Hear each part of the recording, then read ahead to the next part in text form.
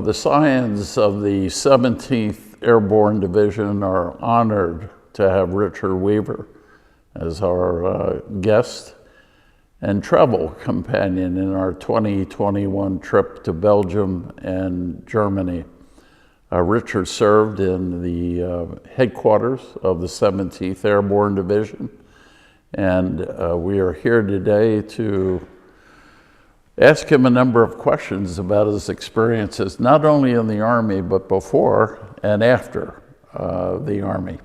And we'll try to do this as quickly as possible and as painlessly as possible.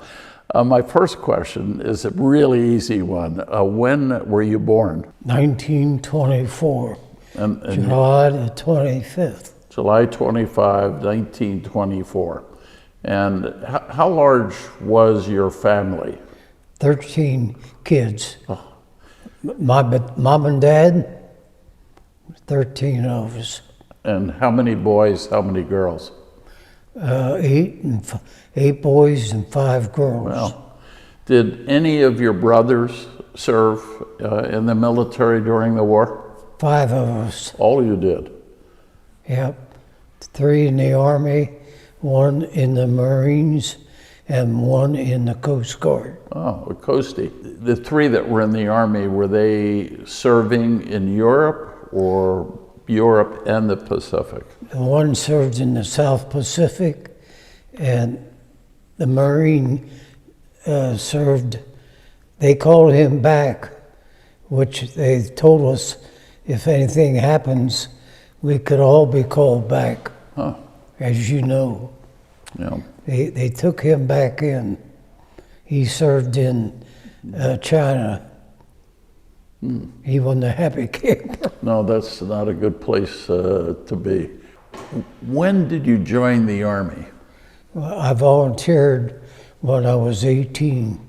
What year would that be then? You said 1924, so that'd been 42. 43. 43. Yeah. So the 17th Airborne was formed in 1943. Did you then go right into the 17th Airborne, or after? 17th. You went right into the 17th right, yeah. After basic training? We never heard of the Airborne. We ended up in North Carolina. At Camp McCall. Looking at your awards, I see you have the parachute badge and the glider badge. How did you decide to get both? I hated the gliders. I hated those things with a passion. After watching the movie last night, we could understand why. Yeah, they were always crashing. Right, right. Yeah. So were you glider qualified first and then went parachute? Yeah. Okay. General Miley sent out an order when we went to Camp Forest in Tennessee. Mm-hmm. Anyone wishing to become a paratrooper, see your presiding officer. Mm-hmm. And quite a few of us did. Why did you volunteer for parachutes? I wanted out of the gliders. Oh. I didn't want to ride those things. How about the extra money? That was probably good too, wasn't it? No. I did it on a foolish thing with one of my sergeants in our barracks. He said, "You don't have enough guts." I said, "If you think you do, I'll guarantee you I do." Guess who made it and who didn't make it? Well, I know who did make it. I said, you made it. Yeah, you didn't. Yeah. Richard, was it common for someone in the 17th Airborne to have both parachute wings and the glider badge? No, I don't think so. So it was rare. You were one of the elite. Yeah, we took our training in Camp Forest. Mm-hmm. Yeah, I asked Gil Herrera that question last night, and he said the same thing. It was not common. So you guys were really special to have both of those. So you took your parachute training at where? Camp Forest. All right, who were the instructors, though, if Airborne was pretty new for Yeah. the Army? Troopers in the 513th and the 507th. I think they were the ones that took us through. Boy, what a training. A lot of fun? No, a lot of hard work. So, were you living in Gettysburg when you went into the Army? Yeah. You're a Pennsylvania boy that went into the Yeah. Army then, okay. And there were a lot of Pennsylvania guys in the 17th Airborne. From Pennsylvania. From Pennsylvania, Oh, yeah. yeah. A lot of guys from Pennsylvania. Yeah, a lot of You think guys. that was by chance or, I don't know. yeah. I don't know. Yeah, I'm not sure we do either. But there were a lot of Pennsylvania boys in. One guy, he ended up in the 193rd, and he and I were boyhood friends. What was And his name? Another guy, we went to high school and graduated from high school together. They're both dead now. You remember their names? Oh yeah, Wesel and Lavelsberger. Ray, Wesel, and we call each other by our last names, like in the service. Yeah. Yeah. Tom. He was in the 680th, right? Was there 680th? I don't. He was in Ed Short. light answer that artillery. question. Yeah. That might have been the 466. They were heavy. I think there was a 680th Yeah, I too. think you're right. I think there was 680, but Yeah. I know there were other artillery Thomas units. I'm not Thomas. sure of the number. Tom Lavelsberger. Yeah. So when you came into the 17th, were you assigned right away to division headquarters Yeah, right off the bat. right off the bat? A kid from Reading, Leon Moyer, he and I were the last two. Like, And we kept walking from up at where the 193rd and 194th ended up, the whole way through that camp, clear down to the end. There was no more. That's where division headquarters was. Yeah. did you think at the time that it was a good assignment to be in division headquarters? You weren't in a glider. I didn't know what was up. Oh, We were the last two among all the guys that were taken into the 17th Airborne to be assigned. I had no idea what I was going to be doing. it sounds like it was a lucky assignment, though, to be in division headquarters. I'll guarantee you. Yeah. I've almost got kicked out of there 4 times. Colonel, Your boots weren't shined? I was testing them, and I was only in the service before we even started basic, and I got on the bus to go into town to get something good to eat, I thought. And I saw a kid running up toward the bus. I told the bus driver, "Get this thing the hell out of here, and now." He said, "I can't." He said, "I can't move it. That guy wants somebody on this bus." I figured it was me. And sure enough, "Weaver, are you on there?" I didn't answer him. "Weaver, are you on there?" The bus driver said, "You better answer him." I said, "Yeah, what the hell do you want?" He said, "You're wanted down at the office and now." I said, "You tell whoever wanted to see me, I'll see him in the morning."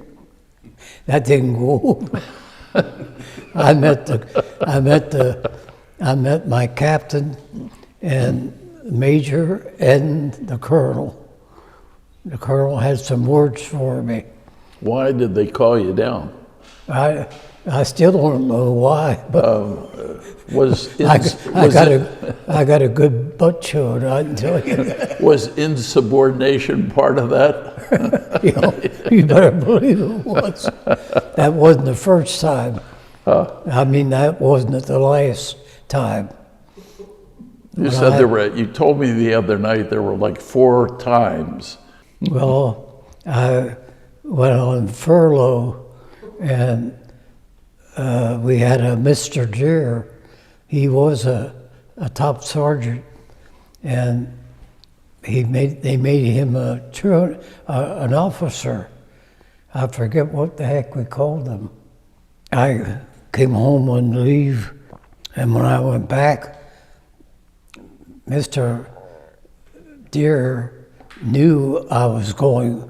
He took care of all furloughs, and I was told by my sergeant that he and I were in the same position. He said, "Your butt's in trouble again." He said, "You got to go down to the office, and you better be a soldier." He said, "I'm telling you, Rich, you better be a soldier." Now, boy, I'm in trouble. I went down, and my Captain Sylvester, he chewed me out. He said, "The Major wants to see you." John Major Gray, he chewed me out. He said, "The Colonel wants to see you, and now." I walked in, stood in front of him, saluted him, and nothing. He just sat there. I thought, chew me out, do something, say something. Finally, he said, "Weaver, what are we going to do with you?" Oh boy, here I go to a line outfit. And he just sat there again for seemed like forever. He let you roast a little bit in place. He knew I was sweating. Finally, he said, "I'll tell you what, I'm going to give you another chance." He said, "You messed this one up." He said, "You're goodbye." And I looked at him and I said, "Thank you, sir." And I saluted him and I said, "Is there anything else?" He said, "No." He said, "But you better be on the ball." I was for quite a while after that. Did you then fall off the wagon again? Not right away. We went on maneuvers in Tennessee, and when the problem was over, we were allowed to make a fire. And so we made a fire, and we would sit there by the fire. It was cold. It was January or February, I forget. And a couple of the guys said, "Weaver, go down to the mess sergeant and get a box of hot dogs." They were already cutting sticks. I said, "I can't go down there. He's not going to give them to me. You're the only one that can get them from him." I went down. I came back. I had a box of hot dogs, rolls, everything that you needed to make the hot dogs. So I came back and he said, "See there, I told you you could do it." And I said, "Yeah, I did it." Well, anyhow, I put a dog on the stick and put it in the fire, and I heard, "Weaver, are you down there?" And I didn't answer. And the guys all said, "That's your captain, you better answer him." I said, "Yeah, what the hell do you want?" I yelled up the hill. Well, that was strike 3. He said, "Come up here, and now." I ran up the hill. I said, "I'm sorry, sir. I should have said what I did." And he looked at me. He said, "That's not the first time you've done this." And I said, "I know, and I'm sorry for it." and please forgive me. He looked at he looked at me, shook his head. He said, I'm going to forget this, that ever happened. He said, I need some information, and now. I gave him the information. I said, sir, do you want a hot dog? He said, no, I don't want a hot dog. Well, he had gotten the first K rations. We had C rations, right? Then we got K rations. And he had a box of, he said, these are mine. When any of us got a box from home, we put it where all three of us could enjoy it, whatever. And he never ate those things. And so one day I said, I'm going to eat them. I ate them. He come in. He said, where's that box at? I said, sir, I ate them. Boy, he was not a happy camper. He chewed me out, but good. Yeah, I wasn't the best boy. But I should have, we're it should have beginning to been, think that now. because I was in a position where I was pretty safe, right? Division headquarters, yes. You had a lot of friends up there who would go to bat for you. After the maneuvers, you then shipped over to England. What port in the U.S. did you leave from? Boston, From Boston on the Wakefield? yeah. How was that trip? How was that trip over to England? Guys got sick when it was in port. Throwing up all over the place. Man, I can't stand this. I never got sick. And so when we started sailing, we ran up to the main deck and laid there the whole way over. For fresh air? Yeah. For the fresh air. Yeah, Were you in a convoy, or was your ship all by itself? by itself. Yeah. And you had the whole division on one ship then? Well, I don't think so. I came back on the Queen Mary to march in the Victory Parade in New York, and we all got on that. That was a big ship. Yeah. The biggest thing afloat back then. Yeah. Queen Mary, or the Queen Elizabeth, I think, was bigger when they finally got that built.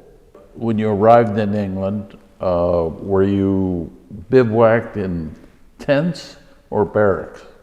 In old barracks. Old barracks. Yeah. Who was in the old barracks before you got them? Who was in the old barracks before you were? I don't know. Okay. But at least you were in barracks, not Yeah. in tents. They were, we call them barracks. Yeah. Yeah. They weren't the best. But they were wooden barracks. They weren't like Camp Forest. No, that was really, I guess it was, they tore it down.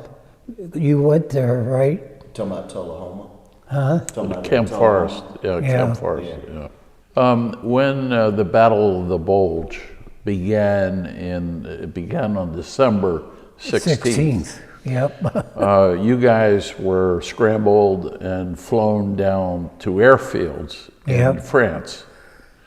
Do you remember that flight from Yes. England down to France?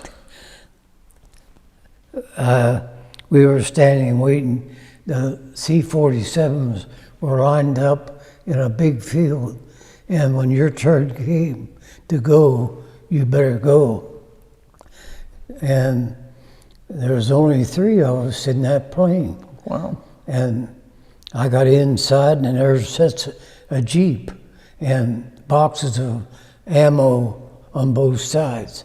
That's why there was only 3 of us. Did you sit in the Jeep when you flew over, or Oh, were you no. in seats? I had to tie it down.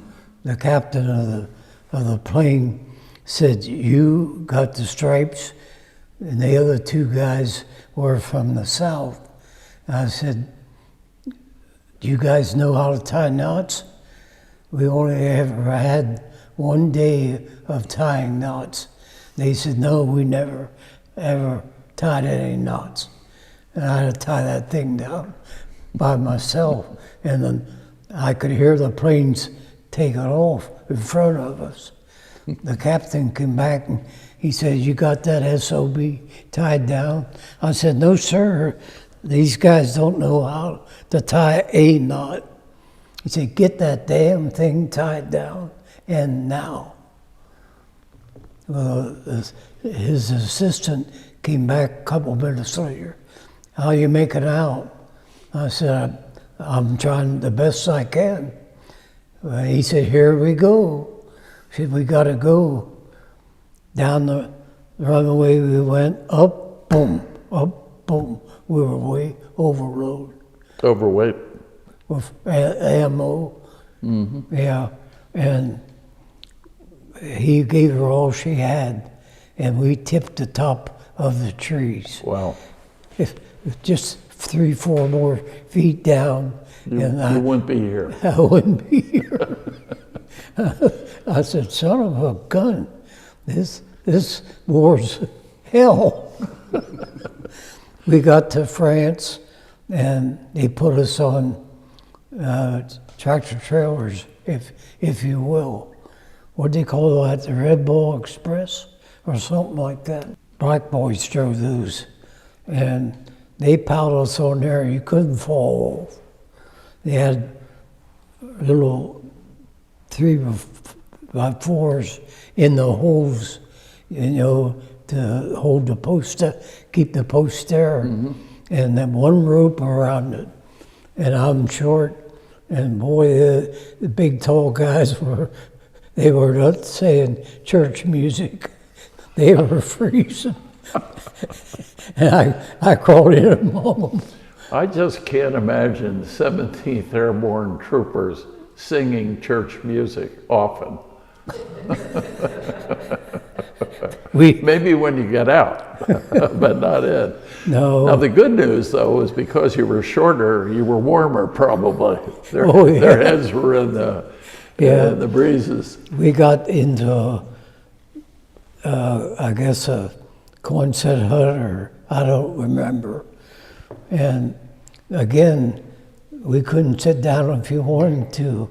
That's how many of us they piled into everyone. So you were all standing up and like sardines in a can.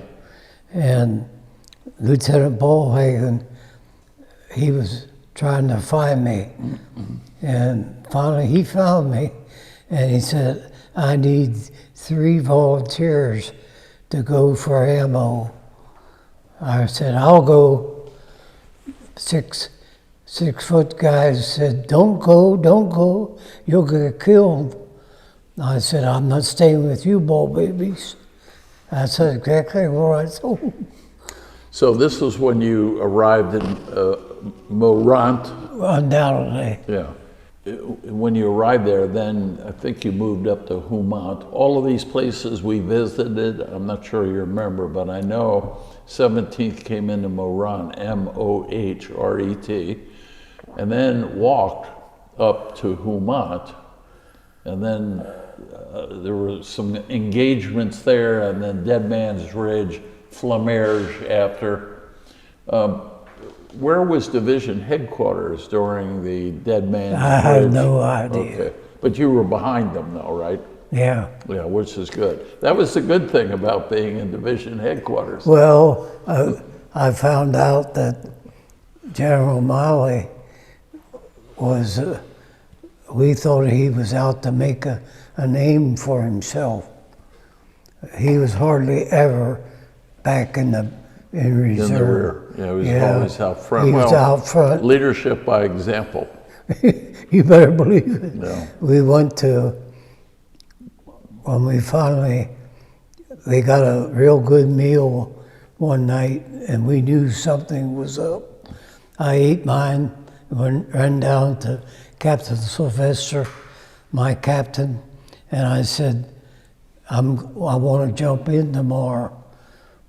He looked at me and said, you're not going anywhere. He probably saved your life. Probably. Yeah. And I finally kept after him, and finally he said, "Damn it, go ahead and do it." So the next morning, I don't remember how I got to the airfield. I don't. And I got in with some paratroopers from the 513th.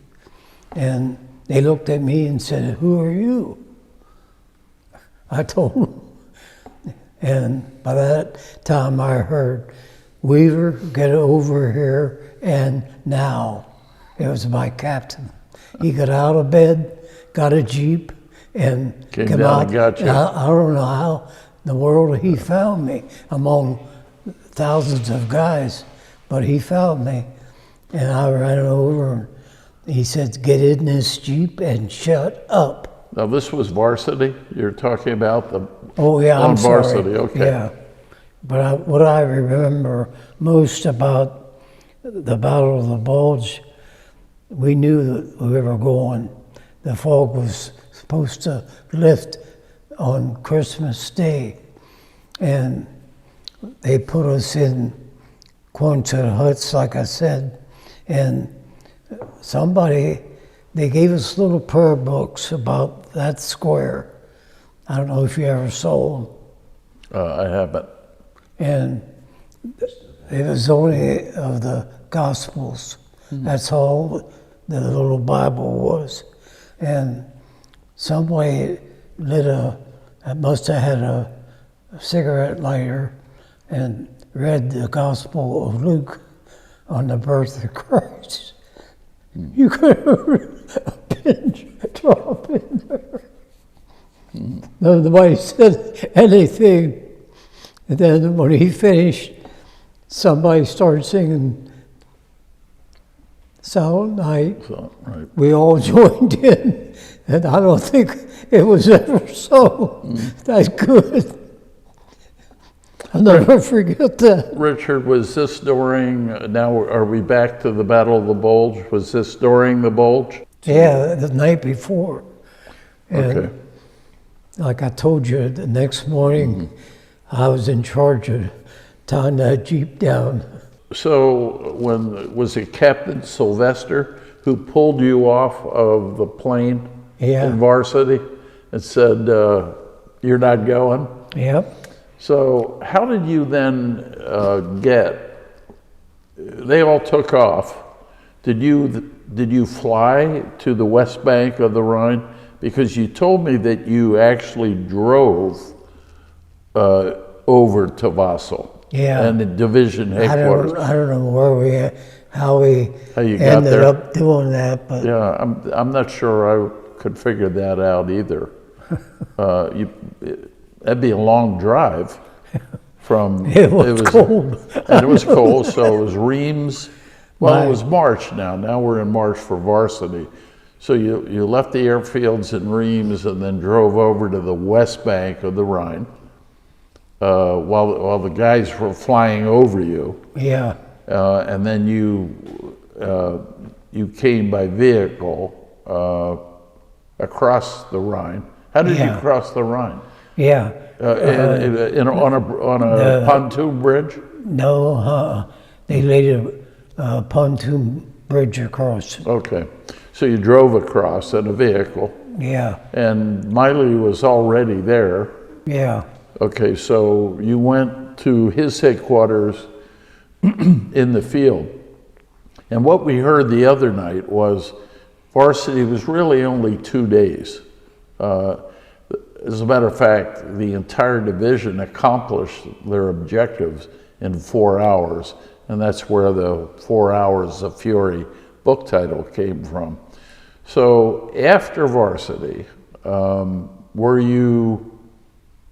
did you ever have to fire your weapon being in division headquarters? No, Okay, I that's a good thing. I had a Thompson sub.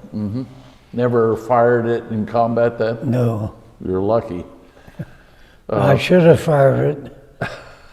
When we got to Elbe, the Germans were walking back, hundreds of them, overcoats on, nobody guarding them. We thought, what the hell is this? And we stopped, we waited for about 15 minutes. There's a 88 sitting in front of a house right on that road. The road went like this. And we saw a Jeep still smoking and a British, something like a Jeep. They were both shot. They were done. And so apparently Captain Hathaway sent some guys up there and cleaned the Germans out of that house. And I asked my buddy from Milwaukee, he could speak perfect English or German. There's about 100 Germans, soldiers in about 50 feet off the road in a field, and one strand of wire around them. And No guard or a guard? I saw that kid. He had an overcoat on that was dragging in the mud. I said, go and ask that kid how old he is. He went over and asked him. I heard him say 12, one of Hitler's boys. Hitler Jungen. Pardon? Hitler Jungen is what Yeah. they were called. Yeah. Hitler Youth. So we got into where we were today, and I couldn't pick anything out. Who was that gentleman that took us on that tour? Historian. Greg, we met Gregor, I think is how you say his name, but the local historian. We got into Haltern, and we went clear to the other end of Haltern, and the Germans were in farmhouses around there yet. A lot of them. We pulled in, and there's a big building there. We couldn't see behind it from the way we pulled in. Well, a couple of the guys saw there's a farmhouse behind that big building. They made coffins there and cuckoo clocks, so we were told. I know they made coffins because they had them piled up, about as high as that. Well. And we tore them down and sat on them. Ate our, And this was in Haltern. yeah. Yeah. And the gentleman today said, I'll show you General Miley's headquarters while we were in Haltern. And I thought, this ain't it. It was a wood house, farmhouse. And the thing we saw today was not a wood house, was it? That's correct. And Well, I may have have. some more detail. I do too. Okay. I did find out why that was. the farmhouse was right across from where they made the coffins. But you took fire though in the farmhouse. You took fire in the farmhouse. Yeah. You were shot at. and that's why Miley then moved to. General Miley had all the big boys with him, right? And we were in the house, and he said, I think we better go in the basement now. So we all ran down, five colonels, one captain, my captain, and me, and General Miley, and his second in command. I never could remember his name. Was it a colonel or a general? Colonel or a general? General. He was maybe 1 star? Yeah. Brigadier General. Yeah. I haven't seen his name either, so I can't think of it. Sergi would know. Ed Sergi would know. We knew more. Got in the basement. My captain smoked, and he had a lighter. It was dark by now, and he lit it. He had a lighter, a Coleman, and he said that they found something down in the basement to put their maps on. By that time, we heard this 88 hit the house, and it ruined a couple of Jeeps, and the other one hit the trees, and the next one dead center hit that house right smack in the center, and knocked. I saw the lamp going like that, and a couple seconds later, I saw my colonel trying to get like a bunch of pigs trying to get underneath of what they had their maps on. He couldn't get under. I was about half bald and half laughing to see this. Captain Lewis, Colonel Lewis, he was head of the division papers, and which all the officers in the division, that was my job to keep track of them. And when smoke cleared, and there was a terrible push, and he finally found the lantern and put his lighter to it, and it lit. Set it back up. He looked at me and said, "Weaver, you got blood running." I said, "Where?" He showed me. He said, "Go get that fixed." I said, "Like hell I am. I'm all in one piece, I think." I could have got Purple Heart and got out 7 months sooner than I did. Because you got a Purple Heart. Yeah. Yeah, well. Yeah. I never told my wife. She'd have probably disowned me. From what I've read, General Miley then planned the attack on Munster, which we visited, and then the war ended, literally weeks later. How did you learn that the war had ended? How did you learn the Germans had surrendered? We had captured an SS barracks, and the windows were all blown out from our bombing, I guess.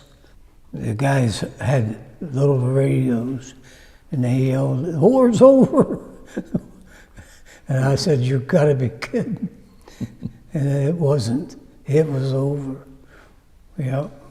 Well, Do you remember any Germans shooting at you after the war was over? No. Very little, if any. If you were in the victory parade then in New York, you came back that year in 1945. 46. 46. Yeah. All right, so where were you then from May to when you came back to the U.S.? Where were you stationed when the war ended? Up in Berlin. Oh, so you were occupation forces. 82nd. Yeah. We all got chipped in to the 82nd. Yeah. General Gavin. Yeah, which is that, it might not be that Roman. He should have the... Presidential citation? No, he should have the Berlin occupation ribbon too, if he was there. We should get together, Dennis, and go over what he's... I think there's... It's at least 2 more medals that he's due. One night, the lady that cleaned our rooms, she said, "Rich, you never go downtown Berlin." I said, "I didn't lose anything down there. I am not going down." Yesterday, you mentioned something that I'd never heard you mention before. And you mentioned that you were assigned on several occasions to send home personal effects, to inventory and send home personal effects of casualties. I did, yeah. God. Made you ball. Yeah, tough duty. One lieutenant, they were in some field, and we were told it was a bean field. Well, now, in January and February, the beans should have been picked, right? And he told all these men, "Keep your heads down." The Germans had machine gun fire about this level. He raised his eyes up and stuck his head out. They took his head off. And where was that? I don't know. Okay. That wasn't any of my officers. But you Yeah. had to arrange for his personal effects to go back? You had to take care of seeing to his personal Oh, yeah, effects. yeah. Yeah. Oh, that was a tough one. Yeah. When He you- had a beautiful wife. He never, when he you never knew what hit him. How often did you have to do?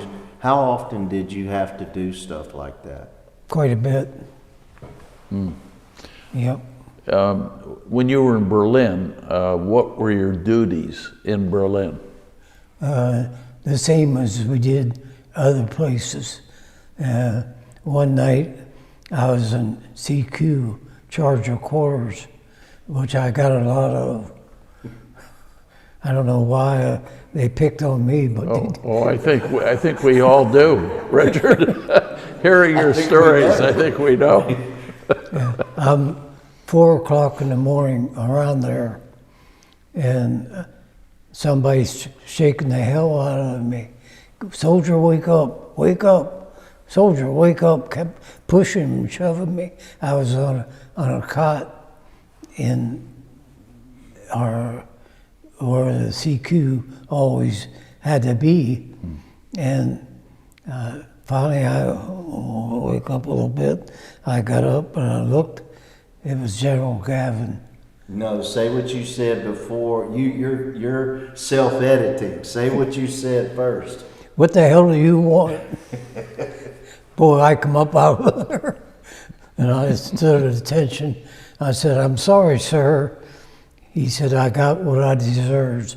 Waking a man up at 4:15 in the morning. He said, I need some information. One of his officers. He did not put up with officers. He got rid of them. Colonel Pierce was head of the 194th.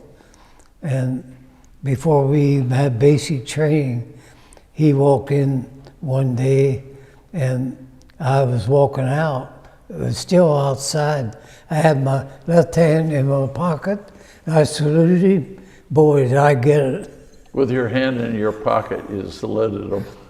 He said, you will come up to my office every night at 6 o'clock for 1 week. You walk in and salute me. I did exactly what he said. He never said a word. We shipped him out when the horse gliders, 2 of them, broke up with the 193rd and the 194th in them. I was up that day in a glider, and the colonel that ran the 193rd was standing there. His boys are dead, right? And Colonel Pierce pulled up and jumped out, went over to him. He had to know him. He said, what the hell's going on? What's happening here? And the colonel from the 193rd said, sir, when I find out for sure, I'll let you know. Guess what he said to the colonel? What year did you graduate from the point? We shipped him out the next day. He got killed when the Germans broke through on the 16th. Yeah. He was a tough man. What a question to ask. We're almost done, so I want to finish up with a few personal questions. When you came back to the United States, you were married? No, Or you were single? my wife wanted to get married. Every letter, it seemed like she sent me, when are we getting married? And her mother wrote to me and said, Rich, I agree with you.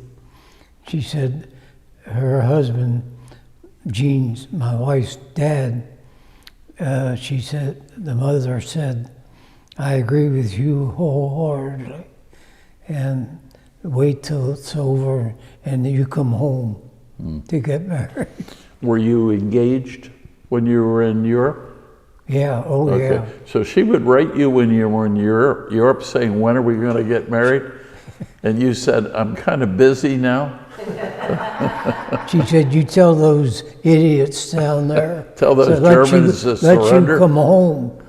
I want to see you before you go overseas. When did you get married? 22nd of June in 46. Oh, that's I right. That's waited- right. You said you came back in 46. So Yeah. you were married pretty quickly. Was it difficult for you to leave the Army and transition back into the civilian Not world? really. I never signed up for 5220 Club. Right. I never signed up for it. I was running. So you had a job right away, or you had a job? Yeah, my dad ran a grocery store. Okay. And I took over for 3 years. I had to get out. I developed ulcers. Customers would come in, can we get something on tick? And we'll pay you next week. On credit, yes. Yeah. They forgot about next week. Oh. And my doctor, a very good friend of my wife's, he saved my wife's mother quite a few times in the 40s. She had stroke after stroke. It finally got her in 49. Yeah. 1949. What did the doctor tell you? Get the hell Out of the grocery business? today, not tomorrow, but today. Do you want to see, by that time, we had about 4 kids.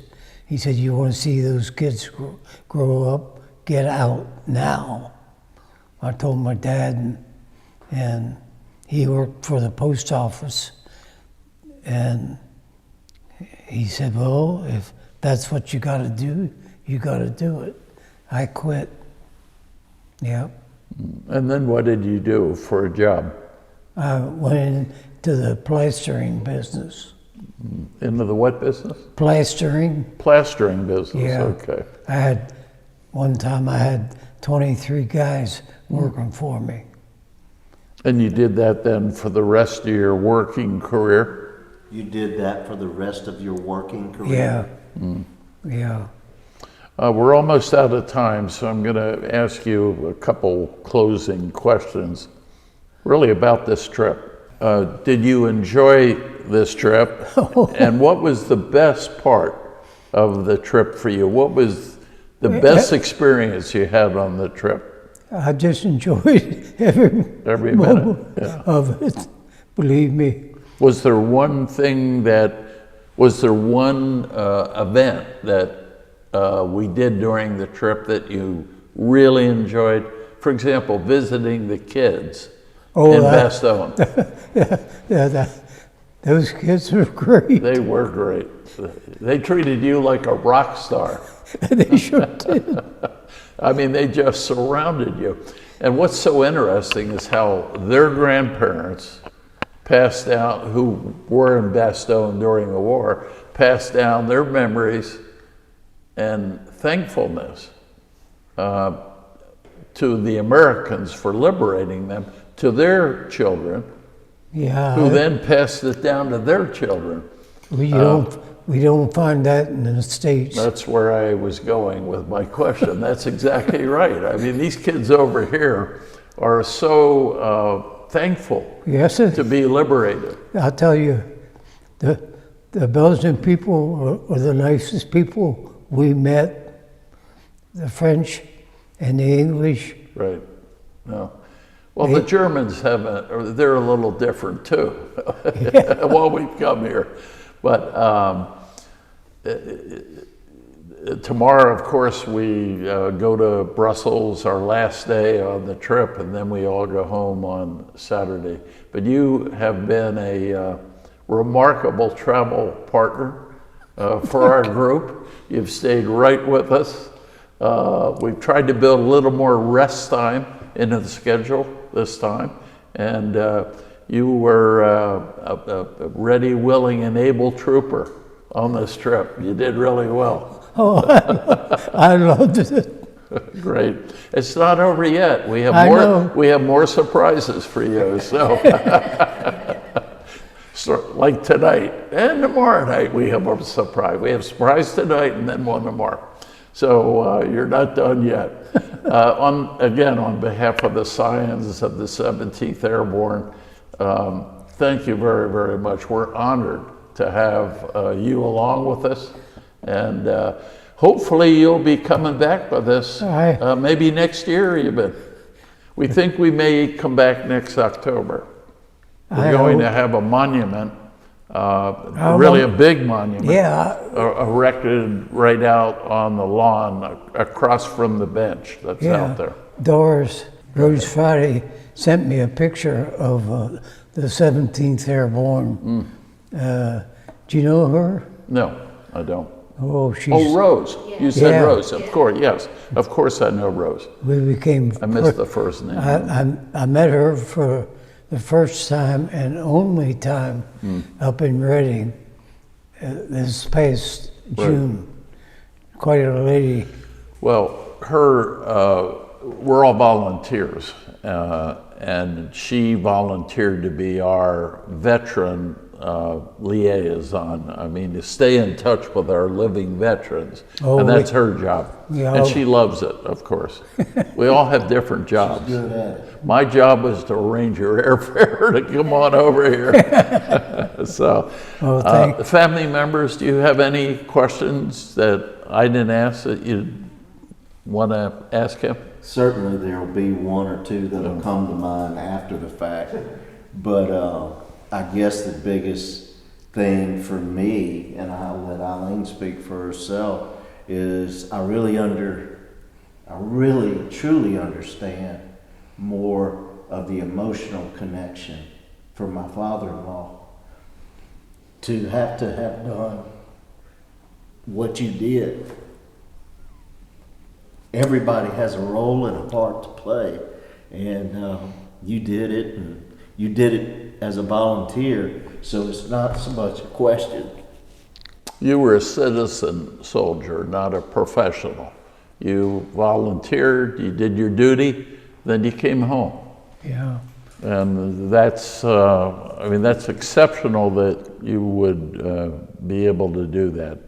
Well, 10 days after I got out on the 16th of January, the paratrooper walked in my store one morning. And he said, "Are you Sergeant Weaver?" I said, "No." "Are you Mr. Weaver?" I said, "Yeah." He said, "You know Captain McDermott?" I said, "I just left him last week." "Sure, I know him." He said, "Well, he's got a proposition for you." He laid it on the counter, and I went from a T5 to a top sergeant, and I didn't have to show up in Fort Bragg until August, and I was on the payroll.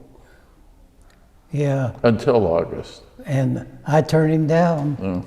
I told him I'm getting married in June, and I said I can't sign those papers without her knowing about it. Right.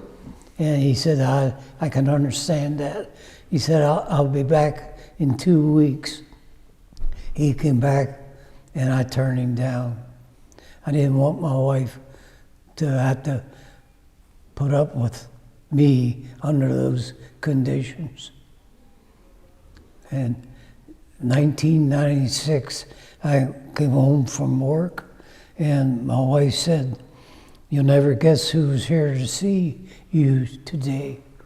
I said, "Would you say it like that?" "I'm sure I wouldn't." She said, "You remember Captain McDermott?" I said, "I sure do."